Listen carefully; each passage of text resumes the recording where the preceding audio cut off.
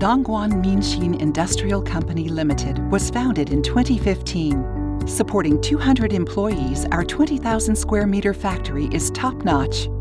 We specialize in manufacturing shutter exhaust fans and evaporative air coolers. Minxin Industrial develops and manufactures the fan motors in our own complete manufacturing facility. Our motor production workshop is equipped with automatic winding machines, CNC machines, and other advanced equipment.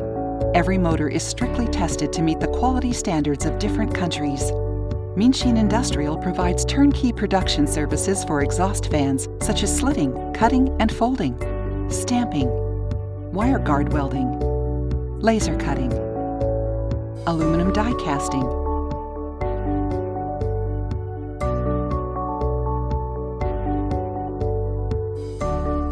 Minxin Industrial manufactures all fan parts in its own facility, which is equipped with over 100 sets of advanced equipment and 10 automatic production lines. Our daily production capacity of exhaust fans reaches 3,000 pieces. At the same time, the product cost is greatly lowered thanks to the improved production efficiency of our well-equipped facilities. We ensure that every product is engineered to offer great performance.